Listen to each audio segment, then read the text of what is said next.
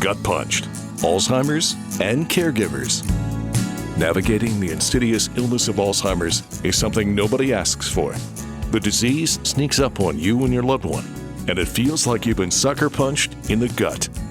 Then you ask, where do we turn for help? Who do we call? What do we do? These questions and more are what we hope to answer and give you some direction and hope. Now let's join our host, Jeff Edwards. Greetings and welcome to GutPunched. My name is Jeff Edwards. Glad to be along with you. Thank you for listening. GutPunched, what does that mean? Well, figuratively, it means bad news to a degree that it causes the recipient to feel physically affected. You know that feeling in your gut when you get bad news. And what is Alzheimer's? Alzheimer's disease is the most common form of dementia, a progressive brain disease that slowly destroys memories and thinking skills. And we talk about Alzheimer's and we talk about caregiver. A caregiver can be a spouse, a partner, an adult, children, relatives, siblings, aunts, nieces, anybody that's willing to help. And whatever your relationship with the person you're caring for, it's important that you add the title caregiver to the list of things that you are. Now, even though the patient is the one with the illness, the family member becomes the caregiver. It changes your whole life, especially in the early stages of the illness before the patient has to be put in an assisted living facility. And when you get gut punched, one of the first things you say, and I know I did when my wife's diagnosis was told to me, what the heck do you do now? Well, I did a lot of research. I was fortunate enough to live in Fort Myers, Florida, and we have a wonderful place called the Dubin Center. But not everybody has a Dubin Center. So what do? Well, you can talk to your medical doctor and hopefully he'll suggest somebody or someplace to go. There's medical centers, there's hospitals. Look for a caregiver group. You can go online and find caregiver groups. Check out your local Alzheimer's centers. Links are on our website, which is gutpunched.com, and we'll be adding more all the time. And you can check out YouTube or find a counselor, go to the library, do whatever you need to do research, and you'll find some place that you can go and get help. And it depends on where you live, too. Some cities will have great care, and some cities may not. You're going to have to do a little bit of homework. What do you do next? Well, you need to get help, and you need to get support, and you need to get encouragement. The best thing you can do is join a caregivers group. That's kind of what we're going to be talking about. I have a great guest coming up today. Her name is Amy Schenk, and she is the community outreach lead for Neuropsychiatric Research Center of Southwest Florida. She has been doing this most of her life, and she's been immeasurably helpful to me as we grow this podcast, reach out to talk to doctors and caregivers and all kinds of medical people. And there's going to be something you're going to hear that you might have not have heard before. And that's where a caregiver group comes in. I will tell a story. This week, I went to a caregivers meeting. Haven't been to a lot recently because I'm pretty busy. But this one was really, really good. Almost standing room only. Everybody was at a different point of their journey. And that's what this is. And every one of them has a story. Some are similar, but most are different because of circumstances. This week, there was a gentleman, and it kind of breaks your heart, but you also get an idea of the frustration and the disappointment and the sadness. And he brought up that his wife is in a facility, and he goes to see her on a regular basis. She's in pretty good health, but she's got Alzheimer's. And he asked, does it get better? And he explained where every so often he'll be talking to his wife. She'll get a moment of clarity, like 30 seconds of clarity, where she can have a great conversation and remember stuff. And then it goes away. Another gentleman added, well, think of it 30 seconds of clarity, and then it turned into 30 seconds of hope, because you're always hoping that, wow, I see a breakthrough. Is she going to get better? Is he going to get better? Or does it end? And it ends. And that's kind of sad, but this is a journey. It's a 24/7 thing for you. You have to remember two important things. Two important things that I learned was you can't do it by yourself. You're going to need help. And take care of yourself. Because if you don't take care of yourself, you get ill, he has issues, who's going to take care of your loved one? I came across a poem this week. It's a poem about Alzheimer's. I don't know where it came from. I don't remember how I found it. And it's unknown as who the writer is. And I thought it might be helpful as we get into our guest and some of the information that we find out. Do not ask me to remember. Don't try to make me understand. Let me rest and know you're with me. Kiss my cheek and hold my hand. I'm confused beyond your concept. I am sad and sick and lost. All I know is that I need you to be with me at all cost. Do not lose your patience with me. Do not scold or curse or cry. I can't help the way I'm acting. Can't be different, though I try. Just remember that I need you, that the best of me is gone. Please don't fail to stand beside me. Love me till my life is done. Kind of brings a tear to your eye. And you got to realize that there's a lot of emotion that is involved with caregiving. There's a lot of emotion involved with the illness. There's all kinds of directions it can go. And you know, one of the sad things is that 500,000 people will develop Alzheimer's this year. It's out there and it's common. And it's not just Alzheimer's. It could be frontal temporal dementia. It could be Lewy body dementia. There's so many things. You are going to find that you're going to need some help. We'll be right back to Gut Punched, Alzheimer's and Caregivers. Are you the caregiver for someone living with dementia? You're not alone. The Dubin Center in Fort Myers offers free educational classes and support. The Dubin Center has given me a shoulder to lean on. Call today or visit us at dubincenter.com to learn more. This is Gut Punched, Alzheimer's and Caregivers. Well, this week's guest is Amy Schenk from the Neuropsychiatric Research Center of Southwest Florida. She is the Community Outreach Lead for Neuropsychiatric Research Center of Southwest Florida, an Evolution Research Group portfolio company. And Amy is an RN with 40 plus years of experience. She started in neurology many years ago. And prior to going to NPRC, she worked for 5 years at the Alzheimer's Association and is still a volunteer with the association. She also has experience in senior living and home care. Now, in her role at NPRC, she does education, outreach, works with physicians, works with caregivers, participates in healthcare, and is the go-to for all topics Alzheimer's and dementia for all types of media like radio, print, podcasts. Plus, she writes a monthly article for the Health and Wellness publication in Lee County. She's been told that she's a good interview, and whatever that means. Hello, Amy. How are you doing today? Oh, Jeff, it's great to talk with you again. And, you know, hearing you share all that information, holy cow, no wonder I'm tired some days. But I'm very fortunate to have the opportunity that I do. And it's wonderful to talk to you today about a topic that's really near and dear to my heart. So you do a lot of things. Where do you get all this energy? Well, that's a great question. I am on my third cup of coffee right now. However, I think one of the things, you know, when you have the ability to do things that you really enjoy doing, and you know it makes a difference in the community, even on those days where maybe that energy is lagging a little bit, it can be really inspiring. And so one of the things I love most about my job is that I get to do a lot of different things. And that, I think, really kind of helps me keep my energy up. I'm not kind of stuck in a rut. I know I'm going to have something, you know, new, exciting, and fun to do just about every day. Tell us about the Neuropsychiatric Research Center of Southwest Florida. What do they do, and what do you do there? You know, it is a mouthful, Jeff. Not only our name, but my title as well. And what we do at NPRC, that's a little easier to say, we are conducting cutting-edge clinical research for people who have memory issues. And one of the things that I like to keep secrets down here in Southwest Florida, so many people say there's research going on in Alzheimer's disease, and it's right here in my backyard. And actually, the center has been in the area around 25 years.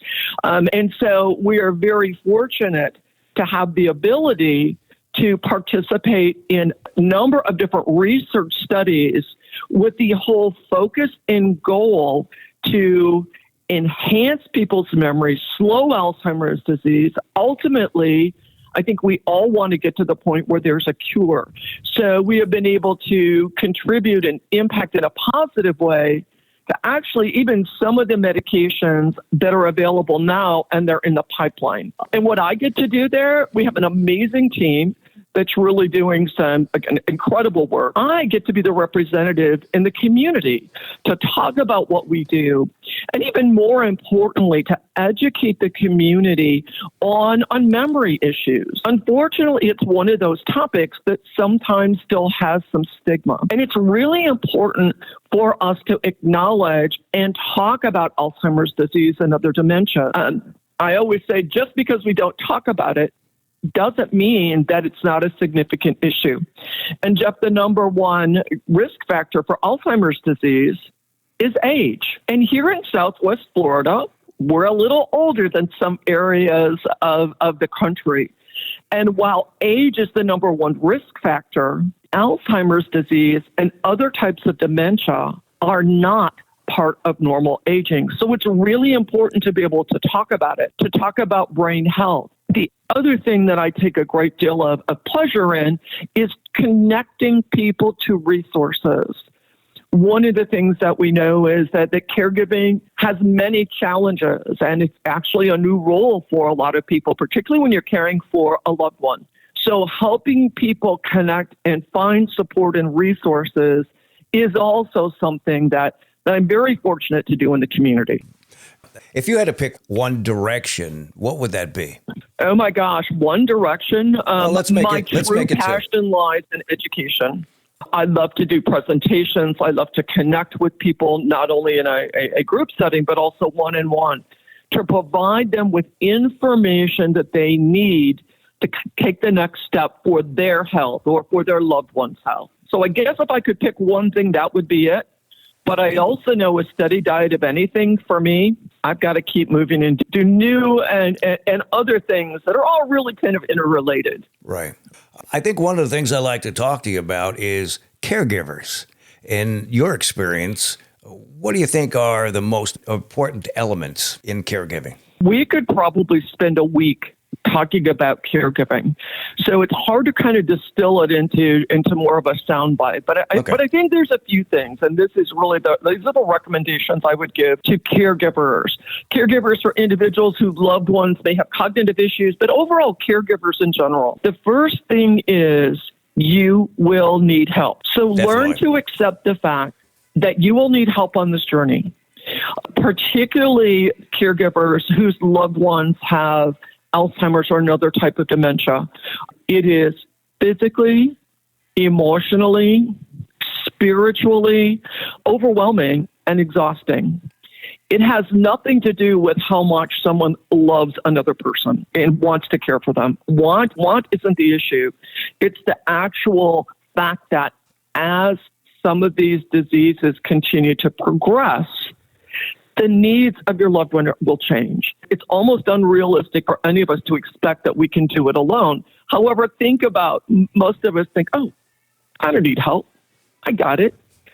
The earlier on you can reconcile the fact that you will need help and make peace with that will help you to accept it when it comes along. So I think that's critically important. And really, kind of hand in hand with that, Jeff, it's sometimes knowing what you don't know. But I love to be able to connect people to resources in the community because there are many, many resources online in the community. The difficulty is that typically we don't proactively seek out resources for an issue until we're faced with an issue. And the other thing that I see that kind of goes together with caregivers is, caregivers and many of us, we want to do things on our own. And by the time caregivers realize they can't and they don't know what resources to access, they're kind of at a point that's really very, very overwhelming. So you're going to need help. There are resources, and as trite as it sounds, when you access those resources, hopefully the resources can help the caregiver recognize that even though we say it a lot and it's hard to do, The caregiver has to take care of themselves. If the caregiver's health suffers, whatever that is, physically, emotionally, spiritually, they can't be present for their loved one. So those are the things that I think are most critical. Those are the things that I learned going to the Savvy Caregiving class here in Fort Myers, Florida. Take care of yourself and you need help. Major thing. You're right. And distilling it down in the Savvy Caregiver class is a wonderful resource. And quite frankly, it's kind of humbling. We many times think that we can manage it all, and I can take care of that, and I can do this, and just add a few more things to my plate. And yes, I can do this. Until, unfortunately, what will happen with many caregivers, and it's kind of the metaphorical, you hit the wall, and you're past time for getting help. So I think being proactive, seeking out resources like the Savvy Caregiver, which is a program that's available at the Dubin Center here in Lee County. All of those things, to me, are a show of strength, not weakness. I think sometimes people think, well, if I ask for help, I'm not a good caregiver or I'm too weak. It's really, to me, a sign of strength and self-awareness to recognize that, you know what, we're going to need a lot of people and a team to help me and help my loved one. And again, the sooner we learn that as caregivers, probably a tiny bit easier that journey's going to be. I think so too. So where would somebody go to get information? They just been handed a diagnosis. They go, what the heck do I do? What would you recommend? Well, and you know what? That's what does happen. Whether we like it or not, many times individuals may be given that diagnosis that your loved one has Alzheimer's disease or another dementia, or they have memory issues. It's a very short visit with your practitioner when, in essence, when that information is communicated, you really someone's world. So there are some local resources that are great. Probably the first thing I would do is call the Alzheimer's Association 24/7 helpline. So if there's just one thing you need to get going, and I encourage caregivers to put this in their phone. The Alzheimer's Association helpline is staffed by individuals who are very skilled and experienced in working with people living with Alzheimer's and other dementias, as well as caregivers. And so what the helpline can do, well, a number of things, and I'll give you the number, Jeff, and I'll make sure you have it for the website as well. Sometimes we just need to talk to somebody who understands. Sometimes we're in shock and we need to just kind of process it. Sometimes we need to know about resources in the community and what we can do. Sometimes you just need somebody to kind of translate what the doctor has said. So that's why I personally love the helpline, and as somebody who's still affiliated with the association, that's a great place to start, because this is, and I've seen this in my many, many year career, issues don't happen Monday through Friday, 9 to 5. I promise you. They will happen, let's say 8:30 on a Friday night of a holiday weekend, because of course they do. So knowing that there is a resource at your fingertips that you can call at any time. The helpline serves the entire country, but the beauty of the helpline is that after that initial call, what the team will do, if you're the caller and you're interested, they'll connect you up with the local resource in your market. That local resource has even more specific information to what's going on in the community, and that can be a great help. Here in Southwest Florida, we have three other great resources. I mentioned earlier the Dubin Center in Lee County. They do education, support groups, information sharing. As you said, really give you a different perspective by participating in classes. Great resource. Another resource that typically serves Collier County is the Alzheimer's Support Network. And both of these organizations are nonprofit and serve the community, and all of their services are at no cost, as are the services from the Alzheimer's Association. But the Alzheimer's Support Network, lots of caregiver resources, opportunities for individuals who are living with Alzheimer's or another dementia to connect. The Dubin Center has that as well. Right there with Southwest Florida, where we're very fortunate to have those resources. And the Baker Senior Center in Naples also has a unique and kind of innovative dementia respite program, which provide the important thing that we talked about a little earlier, some time for the caregiver to do other things, sometimes maybe just to take a nap. But the respite program has activities and engagement opportunities for the individual who's living with the disease while it gives the caregivers that break that's so essential. We're very fortunate here to have those resources. Yes, we are. The thing with the Alzheimer's Association nationwide is excellent because not every city, town, or even state has something like what we have here, but we do have abundance of people who are elderly. And maybe they don't have as many in another part of the country, but still, it's great that it's nationwide. Maybe they'll be able to develop their own. Well, and it's interesting. The Alzheimer's Association also provides local education and support groups. As a matter of fact, I'm a volunteer support group facilitator. Association is also providing services in the community. And what I always say is, until everyone who's living with Alzheimer's or another dementia and their caregivers are serviced, there's room for a lot more help. But what I like you brought up a really good point. What I like about the Alzheimer's Association being national, I had a woman actually, number one, we do have a lot of seasonal caregivers, but also many times here in Southwest Florida, our adult children or other relatives don't live here. Having resources that you can connect to other family members and knowing that they have, they'll be able to access information is really helpful as well. Happened yesterday. I have someone who came to my support group, but she's concerned about a family member who lives up north and helping his caregiver and didn't really know where to start. Even though we can't do anything with our here for that family member, I could connect them up to resources. Again, that's a pretty wonderful connection as well. It definitely is. And we do, yeah, you're right. We do have a lot of people coming down seasonal and they go, oh, okay, well, what do I do? If something happens, where do we turn? Yes. So that's really a good point. When we had talked one other time, you had told me there's some different reading materials, different books that are probably good for people to know. Can you just name a couple? I absolutely will. And in fact, what I can do as well, I have a list that was compiled by the website Daily Caring. Don't want to misspeak. It's great because it gives all different kind of perspectives on what are some of the books to read. And we're all a little different.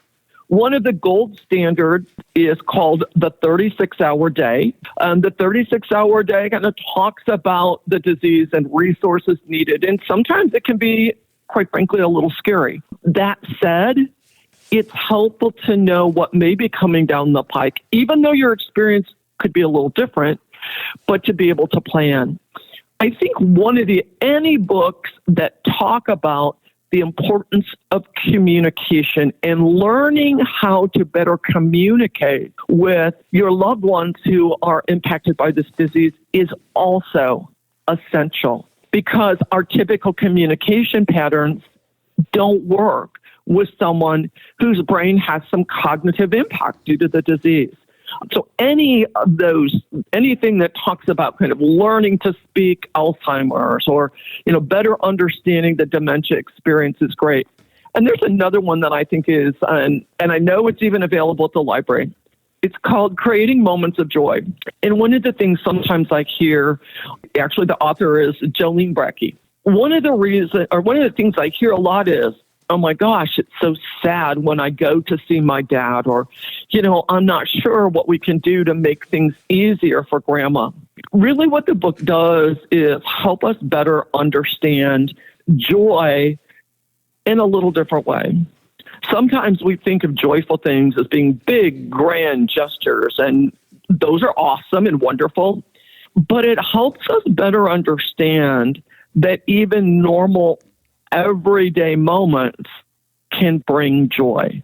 And it's really a positive book. It's a fun book. And again, I know it's available in the library that I use here. There are a number of books that are available, I'm sure, on bookstores, but also on Amazon. So kind of read a little bit about it and see if it speaks to you, because there's no one size fits all. That's excellent information. I'd like to thank you for everything you've given us today. And I know you and I have talked before. You will be a guest again somewhere down the road because you do have so much can't contain it all in one conversation. But yes, thank you so much for providing information that most people who have somebody is suffering from Alzheimer's or another form of dementia that they can use as a resource, because that's the thing that's going to help them along. And again, they have to remember they're not alone unless they want to be, and that's not a good thing. When we all know somebody who knows somebody or has a family member that has some form of dementia, whether it be Alzheimer's, but you need the information, and that's what we do. You talked about when you get that diagnosis, that's where GutPunched came from. When I look at this, I said Alzheimer's and caregivers, because the caregiver is really, really important. The bulk of the emotion is going to fall on the caregiver, so they need to be ready in case. So thank you so much. Absolutely. And I do want to give a little pitch for the Alzheimer's 24/7 helpline. I said I'd do that. Great. And you mentioned it. When you get that gut punch, there's not a lot you can think about. Think about this. Put it in your phone. The number is 800-272-3900. So I'll give it again. 800-272-3900. And also remember, there is reason to be optimistic about the future of Alzheimer's disease. And Jeff, I know we'll talk about that in future episodes. Thank you so much for having me be part of this. I appreciate it. It was great talking with you. Same here. Bye-bye. We'll be right back to GutPunched, Alzheimer's and Caregivers.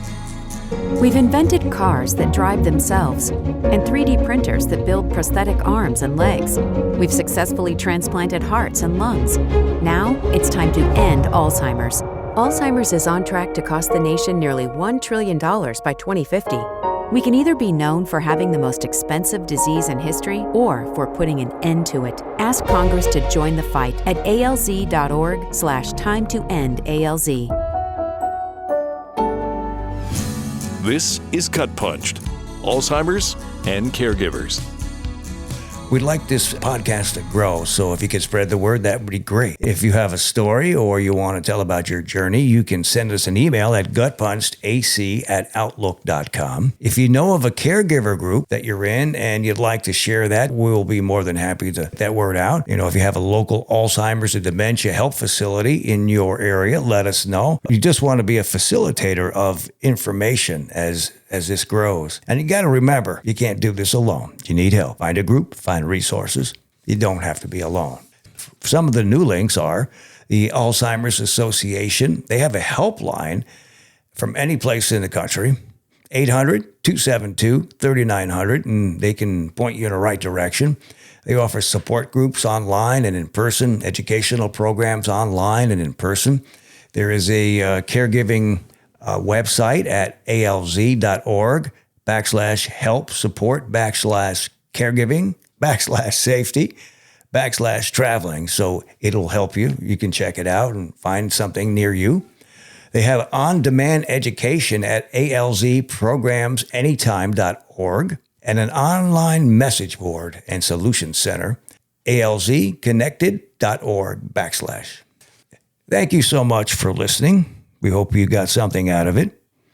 Don't forget to subscribe to our podcast, which is available on almost all of the podcast platforms, or you can go to our website at gutpunched.com, our homepage, and you have buttons you can click. We hope you have a great week, and we'll see you again. God bless. This has been GutPunched, Alzheimer's and Caregivers, with your host, Jeff Edwards. Don't forget to hit that like button and subscribe to us on all the platforms like Spotify, Apple, Pandora, and more. If you have a question or want to get in touch, our email is gutpunchedac@outlook.com.